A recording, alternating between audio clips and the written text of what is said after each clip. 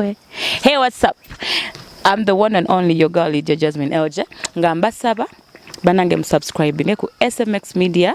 Yes, catch all your latest gossip abayimbi abakabi buli kimu mubeereko mwekumireko. Happy New Year mbagala nnyo. Finally Pastor Bujingo amaze n'alaga ebiwundu Byamasasi agamukubibwa neera bineno abirazeeko abantu abatono abadde bagenze okubeera nga bamukyalira ewuwe. Pastor Alozias Bujingo bantu bangi beeyongera okubeera nga bagenda omukyalira ne Sheikh Umar mulabyeko ng'agenze okubeera nga amukyalira. However, ebifaananyi bineno abibalagidde ku ssimu babimukuba ddanga bya incidents yakatuukawo, so abibalagiddeko ku ssimu naye takkiriza kubeera nga abisharinga bigende mu public ate abantu abongeremuko ensasa gendala. Mukimanyi bulungi nnyo ti abantu ab'enjawulo bavuddeyo okubeera nga bategeeza mbu kyaka Pastor Bujingo teyakubwa masasi naye olukwabo abatuna basobodde okubeera nga balaba ku biwundu Byamasasi bo basobodde okubeera nga bakkiriza. However, inabeera nga nkuwane akatambi katamale mirundi ate ye nga ayongera kuteeka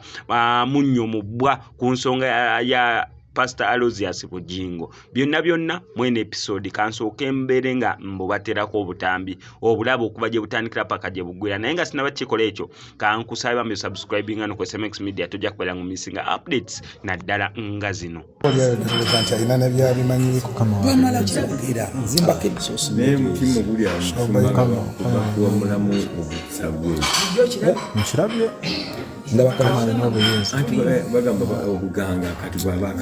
Kama yibazi masasa tukuba aga pisto tukola impact ye they were cruise bakwano babalonda sitani amazima tegamu gasangako fokusinzira mu Bible Yokani sura ya 8 ujiro lwana mwenya Yesu yabiscribinga sitani nagamba okubereye mulimba ayagala obulimba amazima tegana mugaso gwonna just teta kwa daka kwenyeze kama zima abikula okusimu musumba amasasi ge bamukubye abantu babadde bagala okuwulira ekigambo eki afudde awo amasasi gali badde gaddala nebe bali mukubye sasi limu naafa awo byali badde byaddala ne bwobe bikulira ne balaba we gakubye tekigasa nze aliwo omuvubuka omwami bamuyita Case yajja nangamba nti abasiraamu bali eyo bagamba ku mikutu nti toli musiraamu batugambe no tugamba olabika tolina mutayirire ayina mugamba kati okubaka kase ekyo mbe ebikulira obusajja mukube ku mmeeza mulyoke mulabe nti ddala bantayirira nesikola nobeeraawo ate nakkiriza kyabaddeho aliga akachamu ne pastor chenjagala okugamba kiri kibi muzeyi mukwano social media is not killing you alone but it's killing the government kwa tubida nga batemako omutego w'omuntu n'ambaza full figure n'ayimba akayimba nga Museveni ena full figure eno mukifu ne musumba bamutaddeko omutego alendo ntusaba nti Katonda mulungi musajja wa Katonda yasigaddewo mutazanya ki Nigeria kitambula bino pastor fe tusaba ekintu kimu tusaba omuntu alina obujulizi ku social media nga aboogera ayitibwe tumulage sasi then atulage akasaala ino government siyeso sate siyesembi ati temutumanyira manyira wano wetugenda twenjagalira ddala tamale junior ati okolera Katonda ati nkolera abantu baganda banjagala mbalage tamale junior anonya family bomanyi family eriyo ngenonya mwana wakulabirira tamale junior baba family ngati yamwegani kana yabudde na bagamba zisiri mulangira kati nonya family nzala naye mukambwe kubya Pastor Bujingo ndagalambi balage baganda bange ne muleta bisikole poti byammwe omutemo twamugobye omutemo polisi yatadde $2 million bagawe Bujingo sigwe walaba omutemo lwaki tebagakuwa mudano mumanyire ensi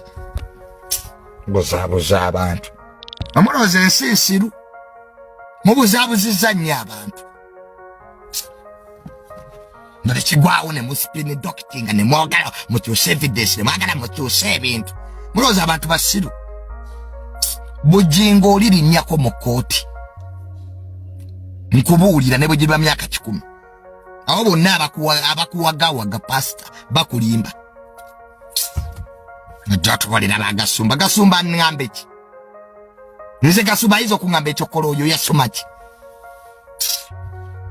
Mwatunuli enze ne bwe muli nzitamu. Nze nyemerera ku mazima. I'm a man of truth zekolera Katonda. Nkolerera guru. Atombolira bya family nyambaki. Family nyambaki. Mukitwale kimwine wange. Nze ndi mulangira. Mutuli balangira. Mu family nyambaki. Mukwate sente muziwe Bujingo ze mwataddewo. Ye yaraba omutemu. Mutumanyira. Nze basajja mmwe nabagaana okuleeta ebiscript byamu. Kanfe. Ne wadde yonfe. Nayenja kufiira ku mazima. Mwamuloza buli omu ajja bawagira mu byekisiru byamu. Mwabagamba bamama baffe batuzaale.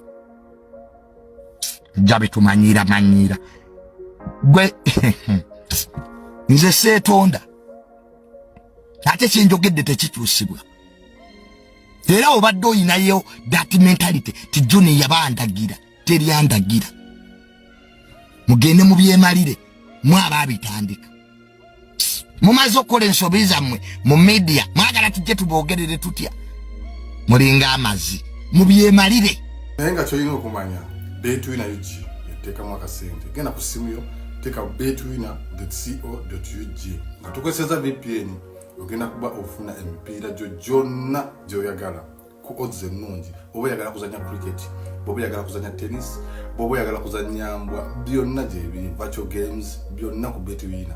Naye tuyirabira kosa promo code RASMedia ogenda kuba ofuna bonus watundu 2 ku first deposit yo kukyobomanya ate sente zijjirawo ku simu yo ku mobile money ng'obangudde.